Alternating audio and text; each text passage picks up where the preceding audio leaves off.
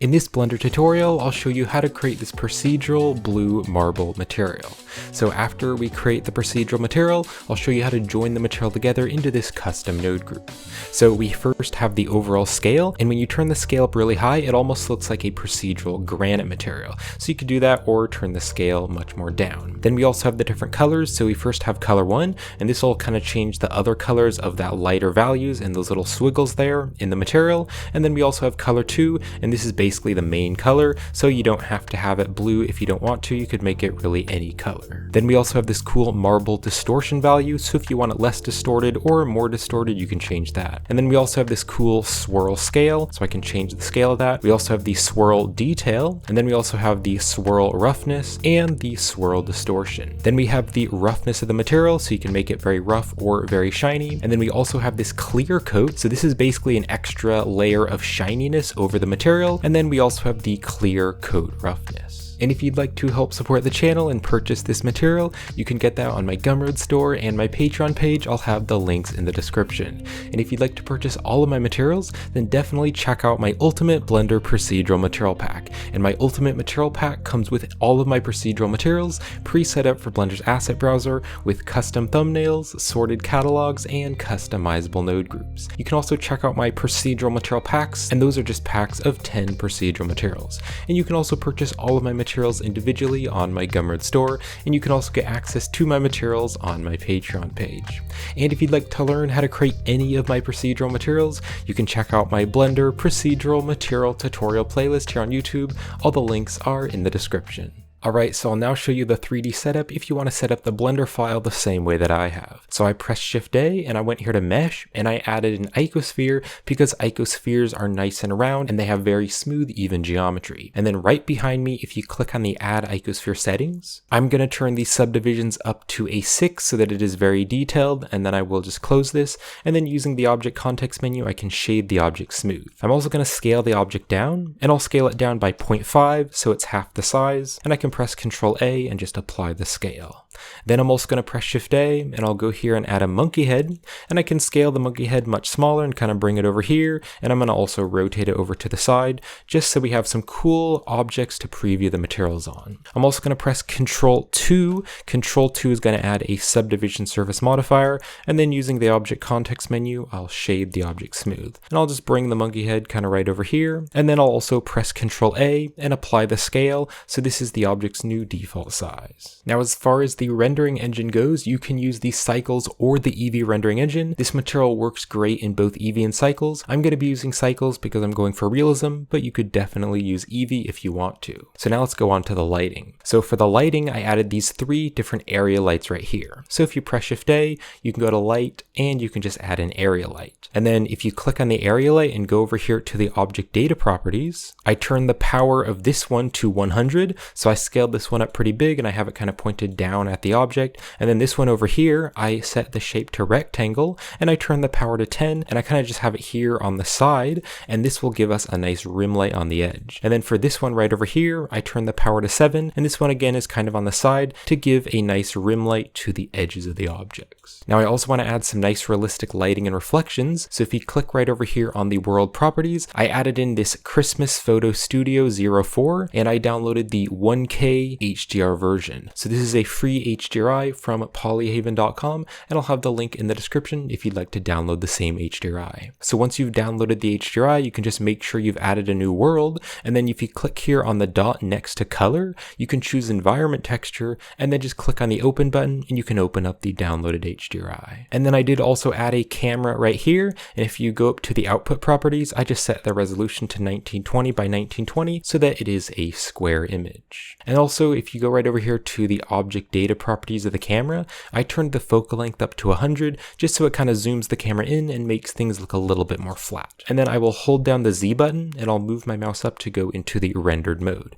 So if you want to make the background transparent so that you can't see the HDRI, then we're actually going to go right up here to the render properties, and then we're going to scroll down here and you want to open up the film tab and then just check mark the transparent button. So the HDRI will still light the scene, but the camera can't see it. And then also to make the colors a little bit nicer, I'm using the view transform of Filmic here on the color management, and I made the look very high contrast. So I'm going to make this panel smaller and bring this panel out. So I am in the shading workspace. So I have the 3D viewport right over here, and I am in the rendered mode. And then right over here, I have the shader editor. So I'm going to click on the object here, and then I will click on new here to add a new material, and I can just rename the material. And then I'm going to click and drag right here, and I'm going to drag this material and drop it onto this object as well, so they both have the same material. And then here is the principled shader. Now I am also going to be using the Node Wrangler add-on to preview the different nodes. So to enable the Node Wrangler, you can click on Edit, and you can go to the Preferences, and then over there in the Add-ons tab, just search for Node Wrangler, and you can checkmark the Node Wrangler add-on. So it's built into Blender, and I'll show you how to use it in the video. So we can now start making the material. So I'm going to press Shift A, and I'll go here to the search, and I'm going to start by adding a Voronoi texture. Let's just drop the Voronoi right here. And then using the feature of the Node Wrangler, I can Control Shift and select the Voronoi texture, and that is going to preview the texture on the object. And then also with the Voronoi texture selected, I'll press Ctrl T, that is again using the Node Wrangler, and it's going to add the texture coordinate and mapping, and I want to plug the object into the vector of the mapping, and the object coordinates will place the procedural texture on the object more evenly. Now let's change the Voronoi scale, so right here I want to just make the scale 3. Now I want to make this texture look like some little cracks, so I'm going to click on the F1 here, and I'm going to change this to distance to edge instead. And now you can see we have those little cracks with the white inside it. Now I want to make this look more organic and natural, so I want to add a texture in here to distort the Voronoi texture. So I'll press Shift A, and I'll go here to the search, and I'm going to search for a noise texture, and we're going to drop the noise texture in between the mapping and the Voronoi. So because the noise texture is going through the vector, it's distorting the placement of the Voronoi, and so now it looks all random. And then let's change some of the noise texture settings. So I'm going to turn the detail all the way to the max of 15, and also the scale here, I will turn this up to a 12. Now I'm going to click and drag to box select these nodes, and I'm going to bring them over a little bit because I want to make the noise texture have less of an effect over the Voronoi. So we're going to add a node in here, and then we'll mix it with the noise and the mapping. So I'll press Shift A, I'll go here to the search, and I'll search for a mix color node, and we'll drop the mix color in between the noise texture and the Voronoi texture. So we can now take the mapping vector, and I'm going to plug that into color A, so this mapping isn't distorted at all, but then this noise texture, this is going to make it distorted. So we want to take the color from this noise texture, and let's put that into color B. So if I now take the factor and drag it back and forth, you can see if it's turned to 0, it's just using the mapping, so it's not distorted at all. However, as I turn the factor up, it's going to use more and more of value B, which is using the noise texture. So we now have the factor, which is going to control how much it's distorted.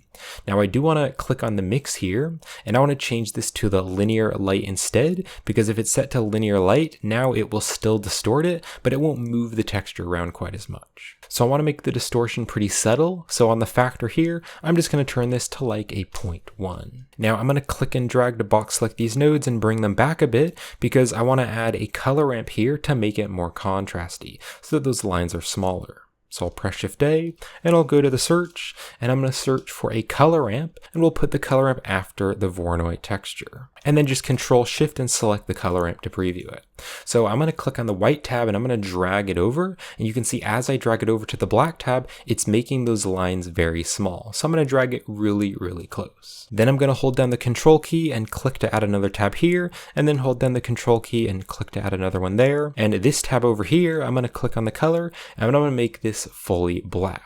And then I want to drag this white tab right over here, and this black tab, I'll also drag this over. So now you can see kind of in the center there, there's a little bit of that noise, and that'll add some cool texture to the material. And also this white tab here, I'm going to drag this over so that those little lines are even more thin. Now I want to make this a bit more patchy because I don't want to be able to see these lines all over the place. I want some areas where those lines aren't visible. So to do that, I'm going to zoom out, and I'll press Shift A, and I'll go to the search, and I'm going to search for a noise texture. Let's drop the noise texture here. And then I can Control Shift and select the noise texture to preview it. So we're basically going to create a mask, and then we'll mix it in with this other texture to get rid of some of those areas. Now I want to take the vector, and I want to put that into the vector of this noise texture, so it's using the object coordinates, just like the other textures. And then here on the detail of this noise, I'm going to turn it all the way up to the max of 15, and then this scale here, I'm going to turn this up to like a 10. Now it's pretty gray right now, and so I want to make it more contrasty. So I can click on this color ramp, I'll press Shift D to duplicate it, and I'll drop it here after this noise texture. And then with the color ramp selected, I'm going to hit the backspace, and that is going to reset the color ramp. So I now want to drag these two values together,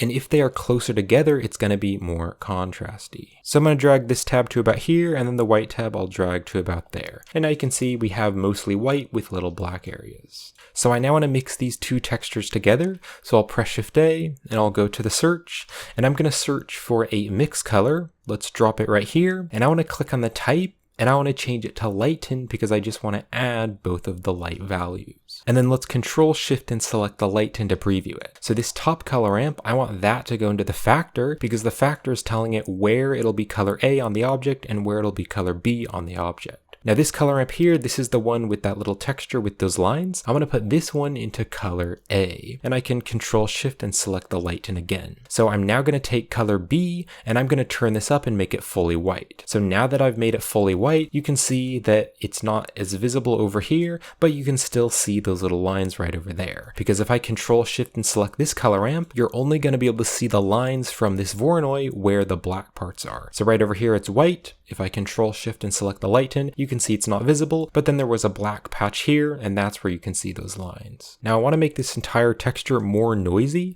so I'll press Shift A, and here on the search, I'm going to add another noise texture. We'll drop this down here, and again, let's take the mapping, and I can plug that into the vector of the noise texture. And then I will Control Shift and select that noise texture to preview it, and we can change the settings. So I'm going to turn the scale to 13, I'll also turn the detail all the way to the max of 15, and this distortion, I'm just going to turn it to a small value like a 0.3, so it's a little bit distorted. So now I want to mix this noise into the other textures, but before I do that, I do want to make it a little bit more gray. So I'm going to click on any of these color ramps, and I'll press Shift D to duplicate it, and I'll drop it here after the noise texture. And then with the color ramp selected, I'll hit the backspace just to reset it. Now I first want to click on the white tab, and I'm going to drag it out a bit just so that everything's a bit more light. And then here on this black tab, I want to make it more subtle. So I'll click on the black tab here, and I'm just going to make it kind of like a mid-gray color. And the hex value that I'll be using for this gray color is going to be a hex value of 8C, 8C, 8C. So I'm now going to click and drag to box select these nodes, and I'll drag them over, and I want to now mix this texture into this texture here. So I'm going to click on the lighten, I'll press Shift D to duplicate it and drop it here, and I'll Control Shift and select the lighten to preview it. Now I don't want it to be set to lighten, I instead want it to be set to darken, so it adds the dark values. So we'll change this to darken. And then let's take this lighten here, and we'll put that into color A, and then this color ramp here, I will put that into color B. So now if I click on this gray tab here, I can make this lighter or darker, and you can see it's adding the dark values. So it is kind of hard to see, but if you zoom right in there really closely, you can see if this is darker, it's adding those dark values. And then here on the factor, I want to change this to a 0.2, and that way it's a bit more subtle. So I now want to actually create the two different colors. So I could just change the colors with these color ramps, but I instead want to be able to control the colors outside of the node group. So I'm going to click on this darken, I'll press Shift D to duplicate it and drop it here, and I can click on the darken, and I'll just change it back to mix, which is the default. And I can drop it here after the darken, so now the darken result is being plugged into the mix, and I actually want the result to be going into the factor. And again, the factor is telling it where it'll be color A and where it'll be color B. So we can now make the two custom colors for A and B. So for this first one right here on color A, I'm going to make this fully white, and then I'm going to make it a very slight blue color. And if you want to use the same exact hex value that I'm using, then right here on the hex, you can type in B4, E6, FF. Now for color B, I want this to be a very dark blue. So I'll click on the color here, I'm going to make this kind of like a blue color like that, and then I'll make it darker. And if you want to use the exact same hex value that I'm using here on color B, you can go to the hex and you can punch in 00234C. So now you can see we have a really cool marble texture. So it is mostly dark, and then there's a few light areas. So we can now take the mix result and we can put that into the base color of the principled shader. So just drag the result into the base color, and then I can Control Shift and select the principled shader to preview it. Now I do want to make it more shiny, so I'm going to go right down here to the clear coat, and I'll turn the clear coat up to 1, and then the clear coat roughness, I'm going to turn this to a 0.1. So this is basically going going to add a second layer of roughness, so it adds a very nice shiny surface. And you can see the reflections of those lights, and it really starts to look like marble now. And you can also drag this roughness value up or down, but I actually want to add a texture into this roughness value, so that some parts are more rough and other parts are more shiny. So that's what we'll be doing next. So I'll press Shift A, and I'll go to the search, and I'm going to be adding a noise texture, and I'll also press Shift A, and I'll go to the search, and I'm also going to add a Voronoi texture. So we'll add noise and a Voronoi, and we're going to mix them both together. So let's take the mapping, and we'll put that into the vector here, the Voronoi, and also the mapping vector, put that into the noise texture. And then I'll drag the Voronoi down here, and I'll put the noise texture on top. So I'll Control Shift and select the noise texture to preview it, and right here on the scale, I just want to turn this up to 70, and I'll leave the other settings how they are. And then I can Control Shift and select the Voronoi to preview it. And on the Voronoi here, I want to turn the scale up to 55, so it's much smaller. So I now want to mix both of these nodes together. So I'm going to go right up here to this mix here. I'll press Shift D to duplicate it and drag it over here, and we'll use this to mix them together. So let's take the Voronoi texture distance, and I'll put that into color A, and then we're going to take the noise texture factor, and I'm going to put that into color B. And I can Control Shift and select the mix to preview it. And then this factor here, I'm going to turn this all the way up to 1. So you can see if it's turned to 0, it's just using the Voronoi, but then as I turn the factor up, it's adding in that noise.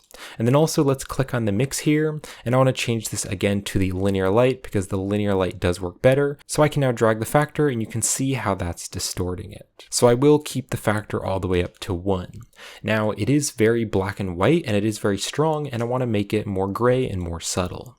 So I'll press Shift A, and I'll go to the search, and I'm going to search for a color ramp, and we're going to drop the color ramp right here. Now why I want to use the color ramp to make it more subtle is because the black and white values are going to determine where it'll be more rough and where it'll be more shiny. So let's take the color here, and I can put that into the roughness of the principled shader, and I can Control Shift and select the principled shader. So right now you can see there's a strong difference in the roughness. So some parts are super rough and then other parts are super shiny. And that is because of these color ramp colors. So if I make them both more of a gray color, then they're both going to be more subtle and they're going to be a similar roughness.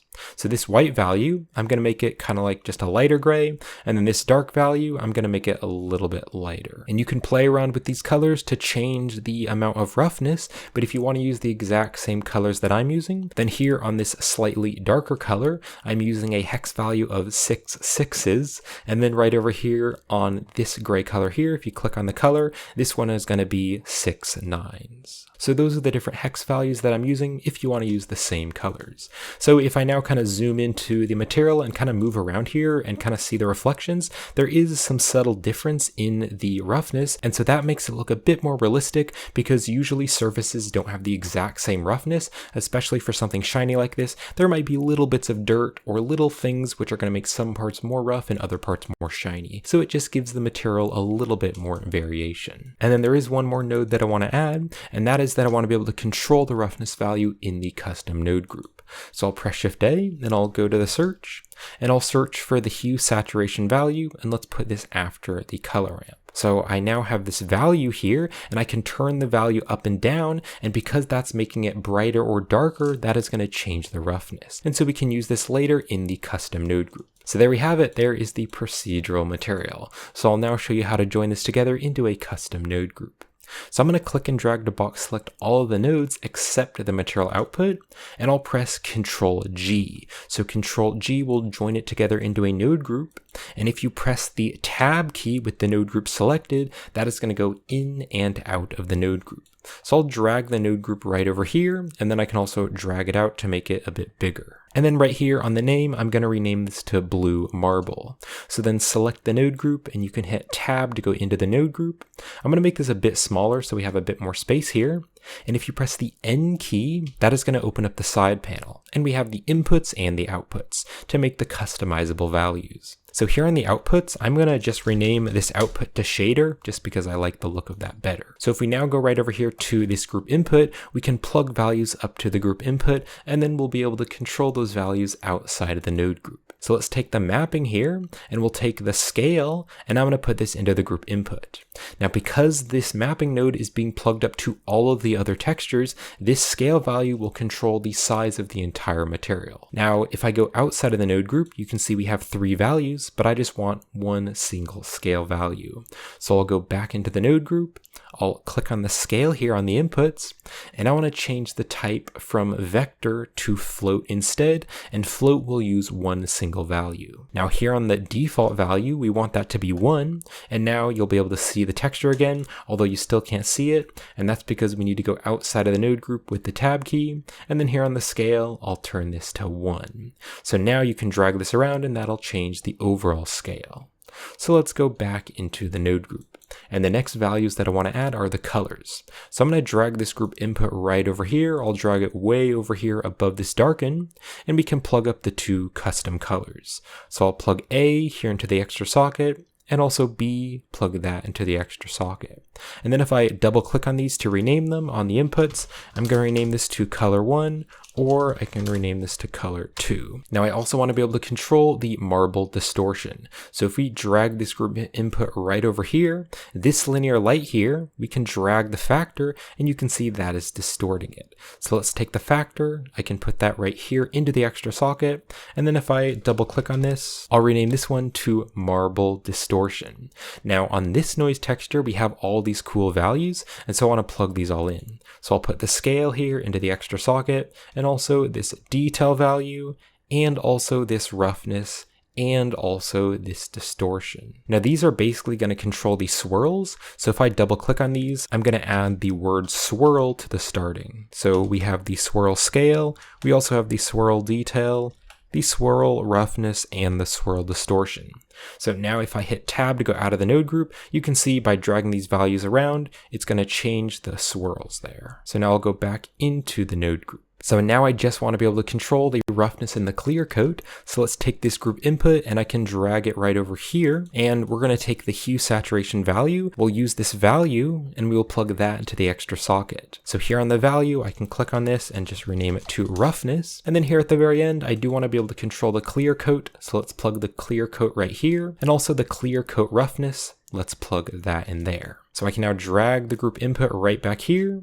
I'll hit the tab key to go outside of the node group. I'll hit the N key just to close that side panel. And here is the finished procedural material with the customizable values. So we can just now review the material. So we have the overall scale, and it actually looks really cool if you make it very small, or you can keep it kind of big. Then we also have the different colors. So color 1, and we also have color 2. Then we have this cool marble distortion. We also have some different swirl settings, so the scale and the detail and the roughness and also the distortion. Then we have the roughness of the material. We also have this cool clear coat value and then the clear coat roughness. So that is it. That is how to create this procedural blue marble material. So I hope you enjoyed the tutorial and thank you for watching. And if you'd like to help support me and this channel, you can purchase this material on my Gumroad store and my Patreon page. The links are in the description. And if you like using procedural materials in your projects, then definitely check out my Ultimate Blender Procedural Material Pack. And my Ultimate Material Pack comes with all of my procedural materials, pre-set up for Blender's asset browser, with custom thumbnails, sorted catalogs, and customizable node groups. And if you'd like to learn how to create any of my procedural materials, you can also check out my Blender Procedural Material Tutorial playlist here on YouTube. All the links are in the description. So thanks for your support, I hope you enjoyed this, and thank you for watching.